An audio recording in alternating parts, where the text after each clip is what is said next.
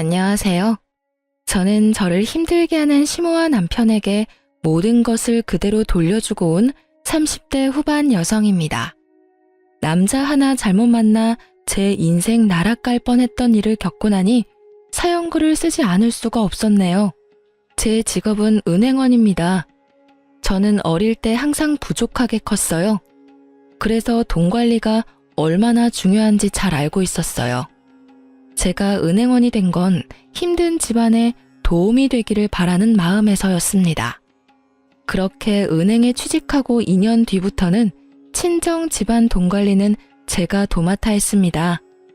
돈을 움켜쥐고 있는 게 아니라 돈을 굴려 돈을 만들었죠. 좋은 상품과 재테크 방법을 빠르게 접할 수 있었기에 가능한 일이었습니다. 그리고 친정집은 제 덕분에 목돈을 모을 수 있었고 친정 부모님은 그런 저에게 엄청 감사해 하셨어요. 부모님이 여기저기 말씀을 많이 하고 다니셔서인지 20대 후반부터는 주변에서 선자리가 엄청 들어왔습니다. 그러나 저는 자연스럽게 만나는 연애 결혼을 원했어요. 그런데 아버지의 성화에 못 이겨 선을 보게 됐는데 그 사람이 제 남편이었습니다. 아버지가 그렇게 해보라고 한 이유가 있었는데요. 바로 시부 될 분이 아버지와 건너 아는 분이었는데 동네에서 아는 사람은 다 아는 알부자였기 때문이었어요. 그분이 직접 한 다리 건너 친정 아버지에게 연락을 해온 거라 아버지는 한번 해보라며 난리셨어요. 아버지들이란 다 그렇잖아요. 딸 좋은 거 해주고 싶고 도움되고 싶어 하고. 그런 좋은 마음으로 저를 위해 선자리를 잡아줬어요. 한 번만 만나겠다고 했는데 생각보다 저랑 취향도 비슷하고 대화가 잘 통했어요. 그렇지만 그 사람에게도 딱 하나 단점이 있었는데요. 바로 돈 쓰는 걸 너무 좋아한다는 거예요. 그래도 그걸 크게 신경 쓰지 않았던 건 그 정도는 제가 잡아둘 수 있을 것 같았거든요. 그리고 시부도 그런 문제 때문에 저를 마음에 들어한 모양이고요.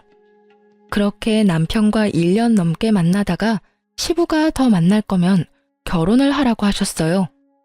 남편의 과소비가 걱정이었지만 그 부분에 대해 남편과 결혼 전 충분하게 이야기를 나누었어요. 남편의 경제권과 제 경제권을 합해서 제가 관리를 하겠다고 말하고 남편에게는 용돈을 받아서 쓰라고 단도직입적으로 이야기했습니다. 저희의 미래를 위해 그리고 시부의 의견이라고 말이죠. 그랬더니 남편도 처음에는 조금 꺼려하는 것 같더니 알겠다고 하더군요. 그렇게 저희는 결혼에 꼴이 나게 되었습니다. 그런데 저희 시모는 저를 탐탁치 않게 생각했습니다. 시부가 저에게 잘해준다는 것도 그 이유 중에 하나였지만 남편의 경제권을 제가 가지고 있다는 사실이 견딜 수 없으신 것 같았어요. 제가 시모 곳간을 탐내는 그런 며느리로 보였던 것 같더라고요. 저는 그런 시모의 불안을 해소시켜드리기 위해 2주에 한 번씩 꼬박꼬박 시댁에 남편을 데리고 갔고 남편 이름으로 시댁의 용돈도 두둑히 드렸습니다. 뭘 하더라도 제 이름으로 하게 되면 남편 돈으로 생색내는 며느리라며 타박을 주곤 했거든요.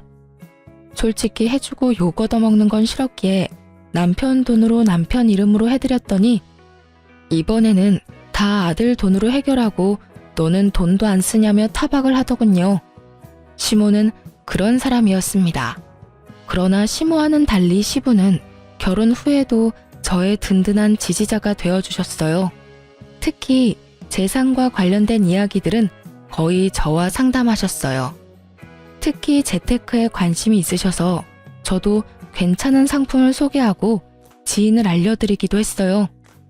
결혼 2년쯤에는 시댁 재산도 거의 파악할 수 있었고 시부가 제게 맡긴 재산도 제법 됐어요. 그런데 남편은 정말로 시부와 정반대였어요. 돈 쓰는 걸 그렇게 좋아하는 사람은 처음이었어요. 손에 돈만 들어오면 순식간에 사라지는데 용돈도 한 달에 4번씩 나누어 주지 않으면 못 버틸 정도였죠. 저는 그런 남편을 꼭 쥐고 살았어요. 그렇지 않았다면 순식간에 모아둔 재산을 탕진했을지도 모르죠. 그런데 결혼하고 5년 차쯤 되었을 때 남편이 남편 월급으로 모아놓은 적금 1,500만 원을 저 몰래 깨서 가져갔더군요.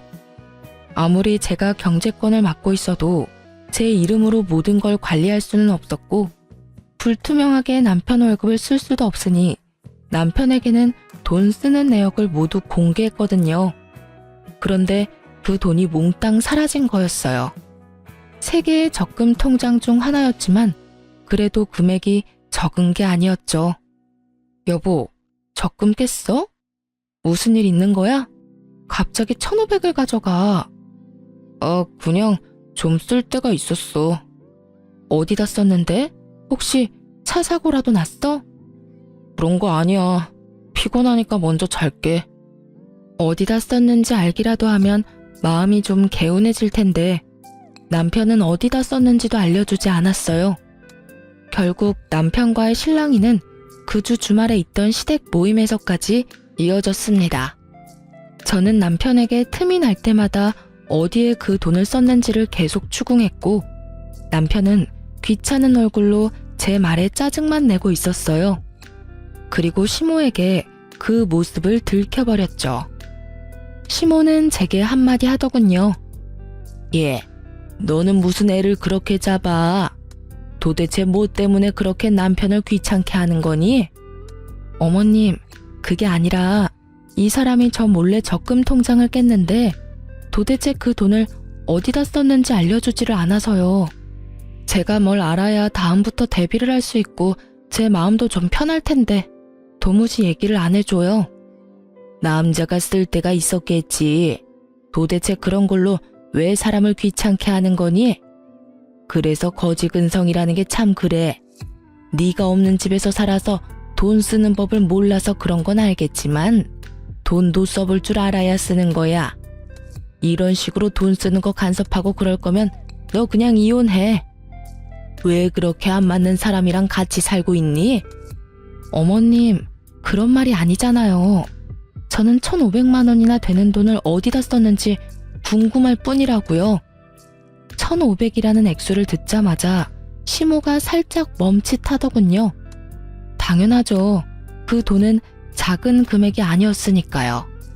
몇십만 원, 아니 차라리 몇백만 원이었다면 제가 이렇게까지 남편을 추궁할 일도 없었을 거예요.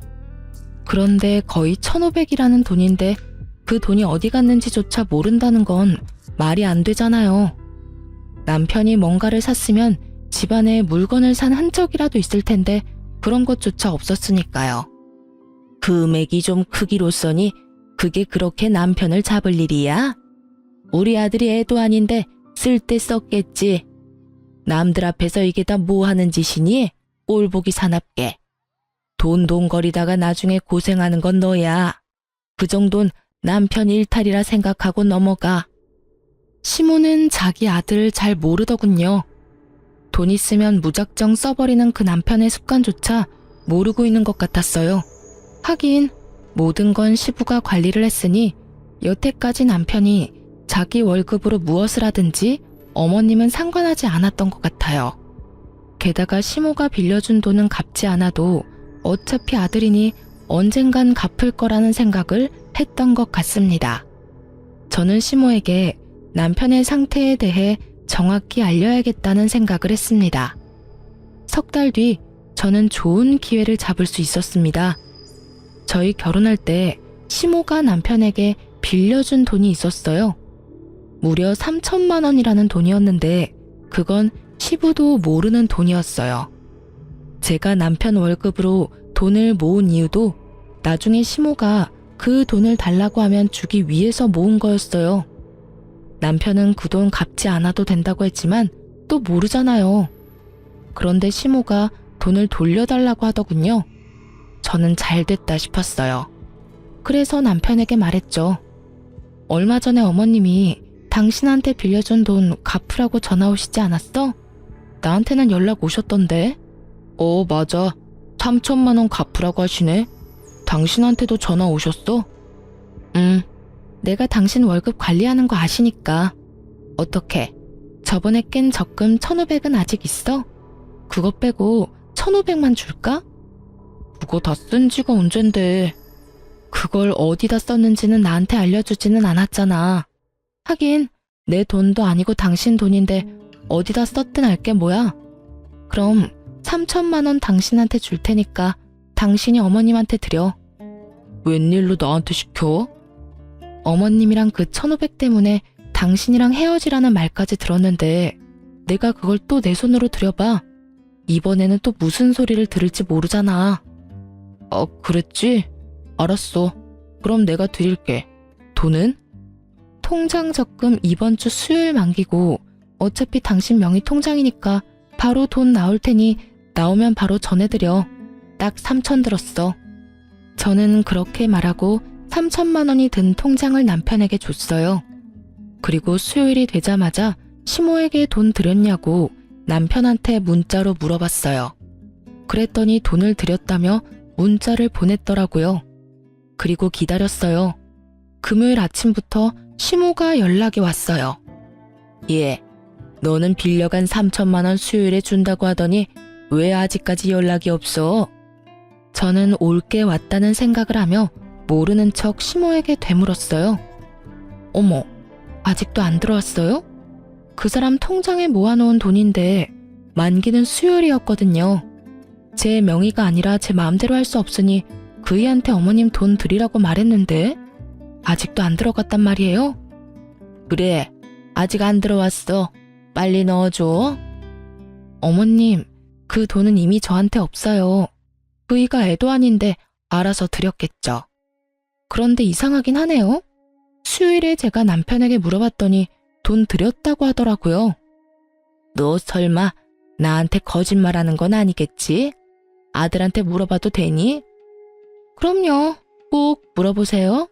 그리고 저는 보냈다는 문자 내용이 있는데 보내드릴까요? 됐다. 내가 전화해보마. 저는 전화를 끊고 그 뒤에 올 시모의 전화를 기다렸습니다. 저는 그 돈이 아직까지 남편에게 있을 거라고 생각하지 않았습니다. 돈만 있으면 다 써대는 사람이니 어딘가 썼겠죠. 저번에 1,500만 원이 그대로 사라진 것처럼 말이죠. 그런데 시모와 전화를 끊자마자 남편이 집에 들어오는 것입니다. 저는 좋은 구경하겠구나 싶어 시치미를 뚝 떼고 있었죠. 그랬더니 남편 전화로 연락이 오더군요. 엄마, 무슨 일이야? 그거? 좀만 기다려주면 안 돼? 아직 돈이 안 나와서. 뭐? 그렇게 말하면서 남편이 제 눈치를 보더군요. 저는 왜 그러냐는 눈빛으로 남편을 바라보았습니다. 남편이 한숨을 푹 내쉬더니 말하더군요. 혹시 오늘 엄마 전화 받았어? 전화 받았어. 나한테 돈 내놓으라고 하시길래 당신한테 말씀하라고 얘기했어. 왜 돈이 안 들어왔대? 당신 돈 드렸다고 했잖아. 그게 혹시 적금 해놓은 거 더 있어? 그런 게 어딨어? 당신이 1,500 그때 가져다 쓰고 이번에 남은 게 마지막이야. 이제 더 이상 모아놓은 돈도 없어. 왜 그러는 건데? 어머님이 대체 왜 전화하셨는데? 아무것도 아니야. 그런데 아무것도 아니라는 남편의 말과는 달리 시모는 제게 전화를 했어요. 그래서 저는 남편 앞에서 스피커폰으로 전화를 받았죠. 네, 어머님. 무슨 일로 전화하셨어요? 그이한테 전화는 해보셨어요? 너 도대체 중간에서 무슨 짓을 한 거야? 왜 애가 돈이 없다 그래? 만기가 다 됐다면서. 그런데 왜 아들이 돈이 안 나온다고 하는 거냐고. 이상하네요. 지금 그이랑 같이 있는데. 그이한테 다시 한번 물어보시겠어요?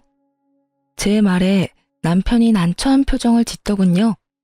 거짓말을 하려고 했는데 딱 들킨 거죠. 당신 어머님한테 돈 안 드렸어? 무슨 일이야? 만기 수요일이라고 내가 말했잖아. 그게... 엄마, 내가 나중에 준다고 얘기했잖아요. 왜 전화까지 해서 이 난리야? 설마 너 그 돈 다 쓴 거니? 3천만 원이나 되는 큰 돈을? 그러면 남아있는 거라도 내놔. 남편이 잠시 망설이더니 좀만 기다려줘 라고 말하더군요. 야, 너 진짜로 다 쓴 거야? 너 도대체 뭐 하고 다니는 건데? 너 그게 어떤 돈인 줄 알고 쓴 거야?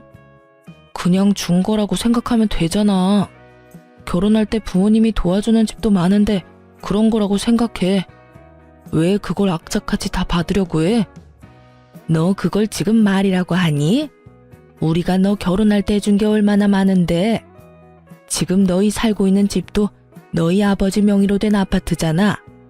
결혼할 때 돈 없이 결혼한 주제에 엄마한테 빌려간 돈까지 지금 네가 다 써버렸다. 이 말이니? 결국 남편과 시모는 서로 탓을 하며 싸우기 시작했고, 남편은 배째라는 식으로 담담하게 시모의 말에 별거 아니라는 듯 말하더군요. 결국 자신의 잔소리가 아들에게 통하지 않았다는 것을 안 시모가 먼저 전화를 끊었습니다. 당신은 도대체 그 돈 다 어디다 쓴 거야? 저번에는 그냥 넘어갔지만 이번에는 그냥 못 넘어가. 나한테 이야기 안 해주면 나 이번 일 아버님한테 말할 거야.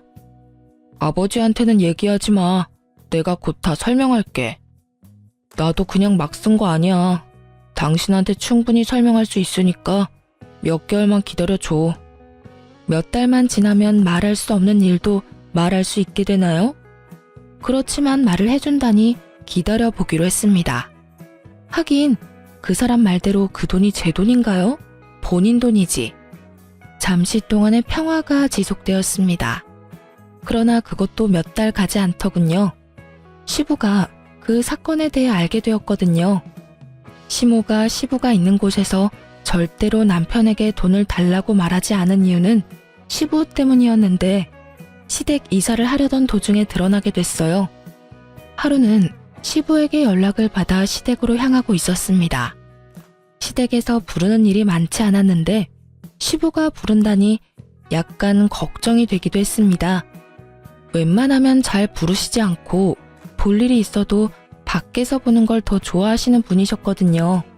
제가 갔더니 발등에 불이 떨어진 건지 침울한 표정의 시모와 화가 잔뜩 나 얼굴이 붉어진 시부의 모습이 보였습니다. 야, 너 엄마한테 받은 돈 어디 갔어? 시부의 그 말에 남편이 뚱한 표정으로 대답했습니다. 아버지가 그걸 왜 물어요? 엄마가 빌려준 건데. 저희끼리 알아서 할게요. 너 그게 도대체 어떤 돈인지 알고는 있냐? 그 돈, 네 엄마가 우리 집 담보로 대출받은 돈이라고. 너 대체 그 돈을 다 어디다 썼어? 그제야 남편의 표정이 하얗게 질리기 시작했습니다. 시모의 얼굴이 하얗게 질린 것도 그제야 이해가 갔죠. 아버지, 그게 있잖아요. 사실 그 돈은 제가 다 썼어요. 남편의 이실직고에 시부의 얼굴이 새빨개지더니 갑작스레 시부가 뒤로 넘어가 버렸습니다. 그리고 그 순간부터는 아수라장이었어요. 구급차에 시부가 실려가고 입원을 하고서야 시부가 뇌졸중이 왔다는 것을 알게 됐어요. 평소 고혈압이 있으셨는데 그날따라 남편 일 때문에 약도 못 드시고 화가 나서 남편을 추궁하다가 혈압이 갑자기 오른 것 같다고요. 그런 일이 있으니 남편은 고개도 들지 못하고 있었습니다. 그렇지만 이 와중에 시모는 남편이 아닌 저의 탓을 하더군요. 네가 문제야. 네가 중간에서 잘 해결했으면 이런 일이 없었지 않니? 매번 항상 똑 부러지는 척은 혼자서 다 하더니 이런 일은 왜 똑 부러지게 해결을 못해서 이 난리를 만들어? 어머님, 저번에 이 사람이 1,500만 원 다 써버렸을 때 저한테 뭐라고 그러셨어요? 남편도 못 믿으면서 무슨 결혼 생활을 하냐고. 그렇게 살 거면 이혼하라고 하셨잖아요. 그래서 저는 이 사람 믿어준 것 뿐이에요. 그리고 어머님께서도 아셔야 된다고 생각했고요. 그 돈을 제가 쓴 것도 아닌데 왜 제 탓을 하는지 모르겠네요. 남편 명의였고 남편 이름으로 된 통장에 있었어요. 그러면 당연히 남편한테 물어야 하는 게 맞는 거 아닌가요? 왜 아무 상관없는 저한테 계속 책임을 지라고 말씀하시는 거예요? 그렇게 말하면 안 되지. 여태까지 우리 집 재산 관리는 네가 다 했지 않니? 그런데 왜 갑자기 이번 일만 네가 쏙 빠진 거야? 나는 너 용서 못해. 그러니까 네가 책임지고 네 시아버지 돌봐라. 집 팔고 들어와서 시아버지 수발 들어. 다 늙은 내가 해야겠니? 몇십 년이라도 팔팔한 네가 해야지. 합가요? 아버님이 아프시면 전문 병원에 맡기는 게 맞는 거고 합가를 하지 않아도 아버님을 충분히 돌볼 수 있어요. 왜 굳이 합가를 하시라고 하는 건지 모르겠네요. 그리고 누누이 말하지만 돈을 쓴 건 제가 아니에요. 어머님이 저한테 뭘 원하는지는 모르겠는데 그런 걸 원하시기 전에 아들하고 이야기를 더 해보세요. 그 1,500, 3,000 어디다 썼는지요. 남편이 그 돈 몰래 안 썼으면 아버님 쓰러질 일이 있었겠어요? 그리고 당신이 이야기해봐. 왜 당신이 저지른 일 때문에 내가 이렇게 스트레스를 받아야 해? 나는 이런 식으로 합가하는 건 원하지 않아. 아버님이 아프셔서 내가 정말로 집에서 수발을 들어야 한다면 모르겠지만 지금 당장 병원에 있으셔야 하는데 왜 합가를 해? 우리 집에서도 충분히 가능한 일인데. 당신 진짜 너무 뻔뻔한 거 아니야? 어떻게 아버지가 아프신데 돈 얘기만 할 수 있어. 그리고 합가를 안 하겠다는 건 아버지 수발을 들지 않겠다는 얘기잖아. 집에서 들든 시댁에서 들든 아무 상관없으면 시댁에서 들어도 되는 거잖아. 네가 합가 반대하면 난 너랑 이혼할 거야. 어차피 우리 사이에 아이도 없잖아. 이상한 생각이 들었습니다. 남편이 왜 저렇게 뻣뻣하게 나오는 거죠? 지금 당장 저와 시부에게 빌고 빌어도 모자랄 판에 이혼을 하자고 하다니요. 저는 당황스러워서 남편에게 물었습니다. 설마 지금 당신 나하고 이혼하자고 이야기하는 거야? 그래. 합가 안 할 거면 이혼해. 당신한테 정말 실망했어. 아버지 아픈데 어떻게 그런 말을 할 수가 있어? 우리 아버지한테 이쁨 받은 건 당신이잖아. 그러고는 남편이 자리를 떠버리더군요. 저는 남편 몰래 사람을 써서 뒤를 캤어요. 그런데 깜짝 놀랄 만한 소식을 듣게 됐어요. 남편에게 다른 여자가 있었습니다. 숨길 생각도 없이 만나고 있더군요. 게다가 바람피는 여자는 제가 아는 사람이었습니다. 제 건너 지인이었거든요. 평이 그렇게 좋은 사람은 아니었습니다. 친구 말로는 상여우라고 하더군요. 자신의 외모를 이용해 총각 유부남 가리지 않고 돈 뜯기로 유명한 여자라고 했습니다. 그래서 저는 그 여자의 SNS를 타고 들어갔습니다. 남편과 바람피는 걸 확인할 수 있지 않을까 싶어서요. 그런데 몇 달 전부터 굉장히 많은 사진이 올라오더군요. 분명히 혼자서 가서 찍을 만한 곳은 아니었습니다. 게다가 남편이 적금을 깬 그날 올라온 사진을 보니 100일 선물로 받은 명품 가방 사진이라며 사진을 떡하니 올려놨더군요. 그제서야 감이 딱 왔습니다. 이 남자가 이 여자 명품백을 주려고 적금을 깼구나 하고요. 그리고 3천만 원의 행방도 안 봐도 뻔했던 거죠. 제 남편과 그 여자가 사귀는 동안 그 여자의 사진에는 온갖 종류의 명품들이 다 올라왔습니다. 비싸고 유행하는 물건들. 그걸 보고 저는 정이 확 떨어졌어요. 저와의 결혼 기념일에는 케이크 하나 사준 적 없는 사람이었습니다. 용돈을 받는 처지에 케이크 살 돈이 어디 있냐고요. 저도 남편에게 용돈을 주는 생활을 하면서 그런 걸 바라지도 않았습니다. 아니, 바랬지만 뒤로 갈수록 바라지 않게 되었다는 것이 맞는 말이겠죠. 그런데 그 여자에게는 적금까지 깨서 명품을 선물한 걸 보고 남편의 의도를 제대로 확인해버렸죠. 남편이 그 돈의 행방을 말하지 않은 이유는 명확했습니다. 몇 달 뒤에는 저와 이혼하고 그 여자와 함께할 미래를 미리 그리고 있었던 거예요. 거기까지 생각이 미치니 남편과의 결혼을 유지해야 할 어떤 이유도 없었습니다. 저는 남편과의 이혼을 마음속으로 이미 결정했습니다. 합가를 하지 않으면 이혼을 하겠다는 그 말은 그냥 해본 말인 거죠. 그렇다면 원하는 대로 해줘야죠. 자신이 지금 어떤 여자에게 정성을 다하고 있는지를 모르는 상황에서 다시 한 번 더 남편놈에게 본때를 보여줘야 할 것 같았습니다. 저는 남편을 불렀습니다. 합가 안 하면 이혼하겠다는 당신 생각 변함없어? 변함없어. 난 당신이 합가 안 하면 당신이랑 헤어질 생각이야. 아버지 병간호 안 하는 며느리는 필요 없다고 생각해. 분명히 말하겠는데 나는 병간호 하지 않겠다고 말한 적 없어. 아버님을 모시더라도 그건 우리 집에서도 할 수 있다는 말이었고, 그런데 당신이 지금 앞뒤 다 잘라먹고 무조건 합가 안 하면 이혼하겠다고 하고 있잖아. 그만하자. 이렇게 말 돌리는 거 나 다 알아. 제 말에 남편놈이 흠칫하더군요.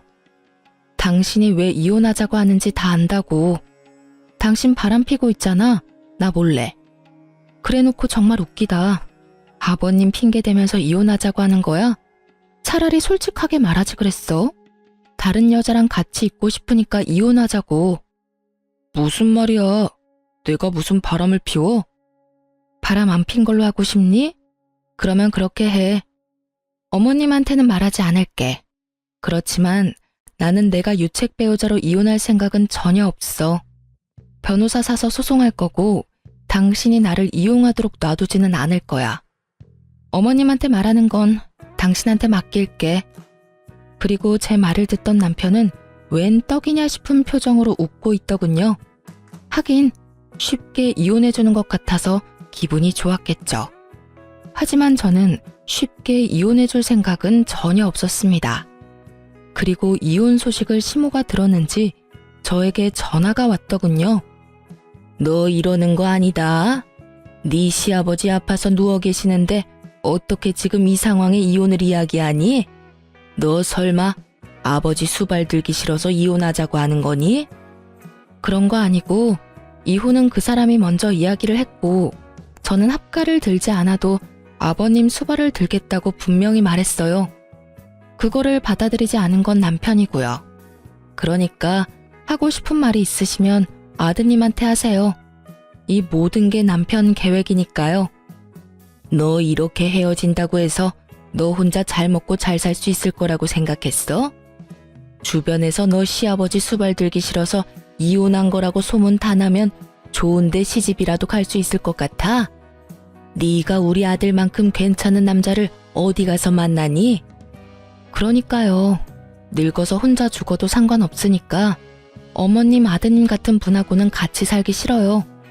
그리고 아들한테 무슨 소리를 들었는지 모르겠지만 제 남편이 먼저 바람나서 저한테 이혼하자고 한 거거든요. 좋으시겠어요.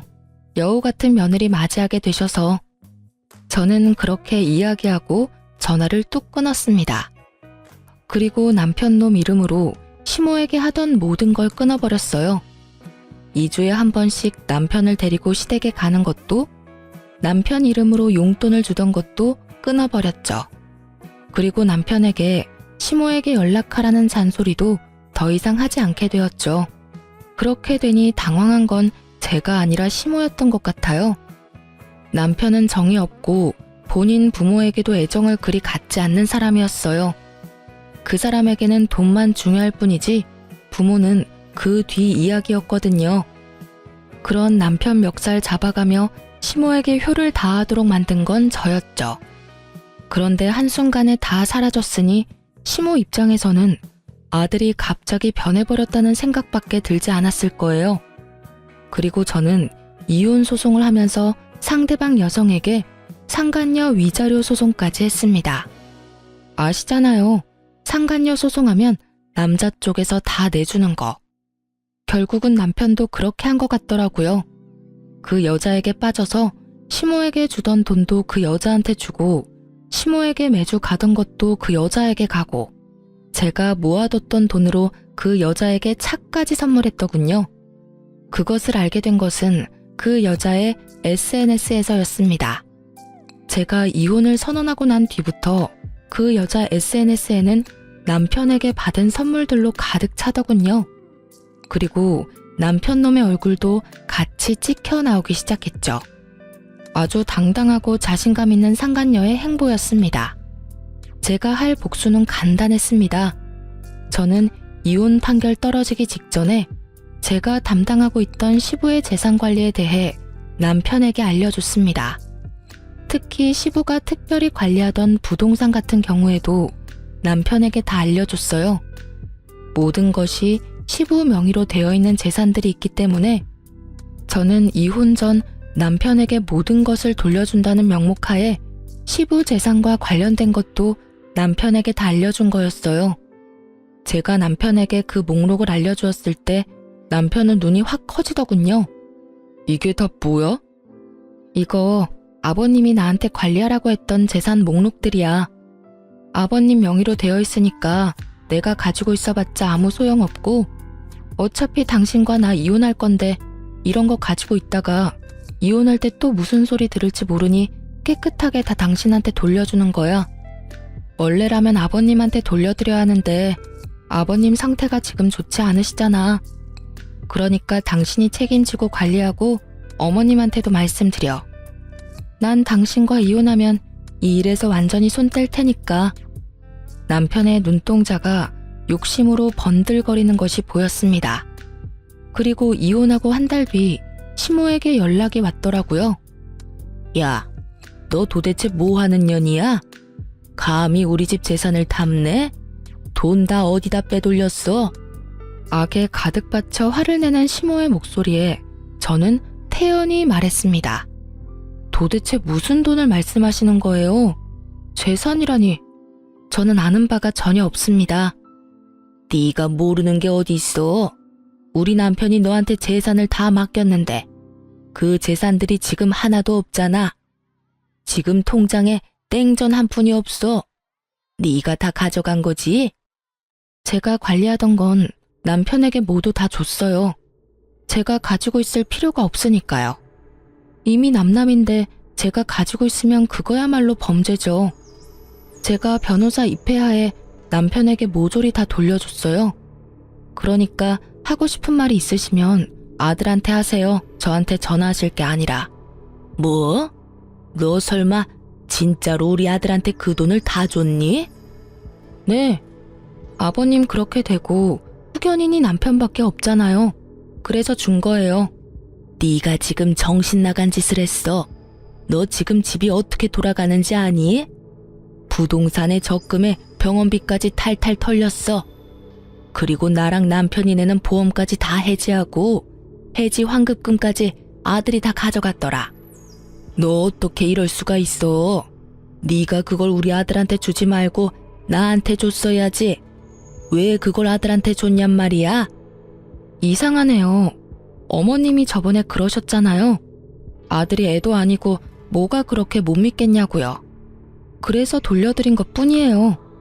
그리고 어머님한테 돌려드릴 수도 없는 노릇이었어요. 저랑 그 사람 이혼한다고 어머님이 저한테 얼마나 화를 많이 내셨어요? 제가 어머님하고 이야기를 하고 싶었겠어요? 너 설마 우리한테 엿먹이려고 지금 이런 짓 하는 거니?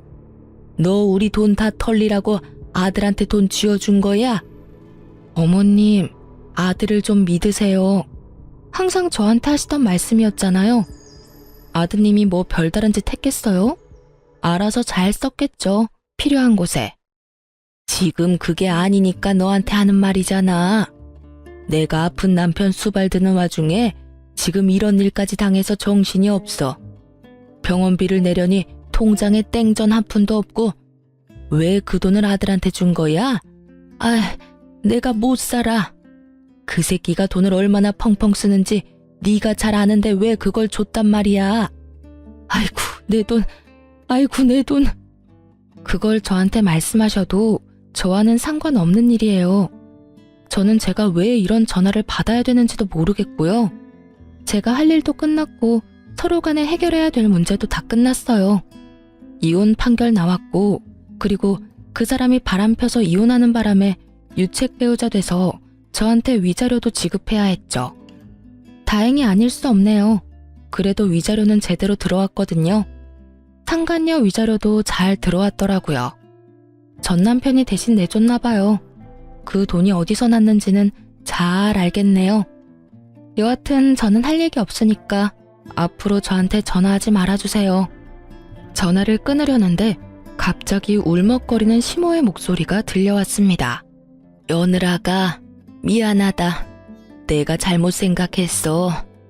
너랑 우리 아들이 헤어지는 게 맞다고 생각했는데 그게 아니었다. 그 상간녀는 우리 집에 들어와서는 안 돼. 그동안 네가 얼마나 고생했는지 내가 이제 알겠다. 이제 알았어. 네가 잘해준 것도 모르고 내가 그렇게 굴어서 정말 미안했다. 그러니까 제발 돌아오지 않을래? 우리 아들이 정신이 나갔나 봐. 그 여자한테 정신이 팔려서 부모를 내팽겨쳐두고 보살피지도 않고 있어. 게다가 집안에 있는 돈은 씨가 다 마를 정도야. 제발 부탁이다. 돌아오면 안 되겠니? 저는 그 말에 대꾸도 하지 않고 끊어버렸어요. 들려오는 소문에 의하면 시모는 그날 쓰러진 뒤로 병원 신세를 지고 있고 남편과 상간녀는 결혼식을 위해 열심히 돌아다니고 있다고 하더군요. 시부가 쓰러지든지 말든지 시모가 쓰러지든지 말든지 아무 상관없이 열심히 비싸고 좋은 거 구경하면서 돌아다녔더군요. 사업을 하는 시부가 쓰러져서 돈 벌어다 줄 사람도 없는데 돈을 그렇게 써대는 걸 보니 조만간 돈이 다 떨어질 것 같더라고요. 게다가 시모 성격도 보통이 아니잖아요. 남편이 결혼하겠다고 데려온 예비 며느리를 가만히 둘 성격은 아니었습니다. 그렇지만 이 모든 것들은 제가 신경 쓸 일이 아니었습니다. 저는 이미 헤어진 사람이고 이혼을 했으니까요. 그들의 일은 그들에게 맡기는 게 현명한 일이겠죠. 이렇게 저는 남편과 헤어지고 새로운 인생을 살게 되었습니다. 그렇게 이혼하고 2년 뒤에 시모와 남편을 만나게 됐어요. 최근이었어요. 장소는 바로 변호사 사무소였습니다. 뜬금없는 장소에서 정말 우연히 마주친 저는 아무 말 없이 지나려고 했는데 시모가 제게 말을 걸어오더군요. 너도 이제 개인 회생하러 왔니? 아니면 파산? 내가 그렇게 너한테 울면서 매달렸는데도 너 정말 매정하게 우리 버리고 갔더라. 네가 아들이랑 이혼하는 바람에 집안이 풍비박산이 났어. 결혼했으면 끝까지 남편을 책임졌어야지. 뭐하러 남편 내버려뒀다가 집안을 엉망진창으로 만들어. 네가 우리 아들을 망쳐놨어. 이게 전부 다 네 탓이야. 그래, 우리 이렇게 만들어놓고 너는 편하게 살 줄 알았니? 너도 봐, 개인 회생하러 왔잖아. 2년이 지났는데도 여전하시더라고요. 미안하다고 했던 건 거짓말이었나 봅니다. 제가 뭘 잘못했어요? 말해보세요. 제가 잘못해서 이혼했나요? 저 사람이 다른 여자 만나면서 돈 쓰느라 이혼하게 된 건데 모두 제 탓이라고요? 제가 그렇게 할 이유가 전혀 없잖아요. 저는 아버님 재산을 불리려고 노력했으면 했지 이런 소리 들을 만큼 나쁜 짓 한 건 없어요. 내가 모를 줄 알았니? 우리 아들이 너한테 그렇게 돈을 많이 썼다며? 네가 그렇게 사치스러웠다는데 우리 집안 돈 네가 가져간 거 맞잖니? 돈 관리한다는 명목으로 네 재산 가져간 것도 너지? 시모가 하는 어이없는 말에 저는 전 남편 놈을 쳐다봤습니다. 전 남편 놈은 다른 곳을 쳐다보며 제 눈을 바라보지 않더군요. 자기 잘못을 끝까지 반성하기는커녕 제게 뒤집어 씌우는 걸 보며 저는 화가 났습니다. 제가 남편에게 무언가를 많이 받아봤다면 그런 말을 들어도 할 말이 없었을 거예요. 그런데 저런 남편에게 결혼기념일 선물도 받아본 적이 없거든요. 저는 시모에게 어이없다는 듯이 말했습니다. 저 남자가 무슨 말을 어떻게 했는지 모르겠지만 저는 남편에게 결혼기념일 선물도 받은 적이 없어요. 제가 용돈을 주는 생활을 하다 보니 남편이 그러더군요. 용돈 받는 처지에 선물은 못 산다고요. 그래서 각자 선물을 준비하는 대신 생활비에서 돈을 조금 떼서 커플 신발이나 커플 옷을 사는 게 저희 결혼기념일을 보내는 방법이었어요. 엄밀히 따지면 제 돈으로 신발 산 거랑 뭐가 다르죠? 저도 생활비를 내고 저 사람도 생활비를 내는데 거기다 더 웃긴 건 케이크나 음식은 제가 모두 다 준비했거든요. 그리고 전 남편 월급이 어떻게 쓰였는지는 제가 정확하게 다 기록해 두었고 영수증도 다 모아놨기 때문에 보시면 알 거예요. 그거를 안 보시고 지금 여기 와서 저한테 이런 말 하시는 건 말이 안 되죠. 그리고 어머님은 제가 그 돈을 다 썼다고 생각하는데 어머님 예비 며느리가 그 돈을 다 쓴 거예요. 아니지. 지금은 예비 며느리가 아니라 며느리겠네요. 재혼했잖아요. 전 남편은 고개를 푹 숙이며 제 눈을 마주하지 못했고 시모의 얼굴은 사색이 되어 하얗게 질렸습니다. 그걸 보니 상간녀와 남편이 잘 되지 않았다는 걸 짐작할 수 있었습니다. 하긴 그렇게 돈을 좋아하는 여잔데 개인 회생이나 하는 남자와 만나고 있을 리 만무하죠. 저는 마지막으로 시모에게 팩트를 날렸습니다. 제가 전 남편과 처음으로 다투게 된 그 1,500만 원 사건, 그 1,500도 상간녀 가방 사는데 들어갔더라고요. 그 여자 SNS 확인해보니 그 적금 깬 날 1,000만 원 넘는 가방 자랑하려고 사진을 휘황찬란하게 올려놨더라고요. 전 남편이 어머님한테 돌려줘야 했던 3,000만 원도 그 여자한테 썼던 것 같던데 확인 안 해보셨나 보네요? 시모가 제 변명 아닌 변명을 듣고는 다 이해한다는 어조로 제게 비웃으며 말하더군요. 그래, 뭐든. 너도 지금 개인 회생하러 변호사 사무실 찾아왔는데 그런 너 붙잡고 이런 말 하는 것도 웃긴 일이지. 안 그러냐? 시모는 마지막까지 저의 자존심을 박박 긁으려는 듯 소리를 지르더군요. 그리고 그때 변호사 사무실에서 변호사가 나왔어요. 그리고 변호사가 저를 향해 여보라고 부르는 순간 그 공간이 싸늘하게 식었습니다. 여보, 서류 놔두고 간 거 있다고 해서 갖다 주러 왔어. 이거 맞지? 맞아. 고마워. 여기까지 오느라 고생했어. 조금 있다가 점심시간이니까 기다릴래? 같이 밥 먹으러 나가자. 제게 잠시만 기다려달라고 하던 남편이 대기하던 한 사람을 데리고 변호사 사무실로 먼저 들어갔어요. 저는 시모를 보며 웃었습니다. 저는 개인 회생하러 온 게 아니고 재혼한 남편 서류를 주러 왔어요. 무슨 착각을 하셨는지 모르겠지만 저는 개인 회생 파산과는 거리가 멀거든요. 알다시피 돈 관리는 철저하게 하니까요. 누구랑은 다르게요. 어쨌든 과거 이야기는 과거 이야기고 솔직히 말하면 저는 지금도 잘못 없다는 입장이에요. 여자한테 빠져서 저에게 이혼을 요구한 것도 남편이고 제가 시어머니에게 드리라고 했던 아버님의 재산을 다 탕진한 것도 남편이죠. 그리고 남편에게 그 어떤 선물도 받아본 적이 없는 것이 저예요. 무슨 탓이든 탓을 하고 싶으면 남편 상간녀한테 하세요. 얼마나 되는 돈을 탕진했든 그 여자가 다 가져간 거니까. 그렇게 말하고 뒤돌아 나가려던 제가 한마디 더 붙였어요. 아 참, 그리고 저희 남편 실력 좋거든요. 그러니까 상담 잘하고 가세요. 2년 만에 재산 탕진한 거 보니까 참 딱하기는 하네요. 하늘이 무너져도 솟아날 구멍은 있다니 이야기 잘하고 상담 잘 받고 가세요.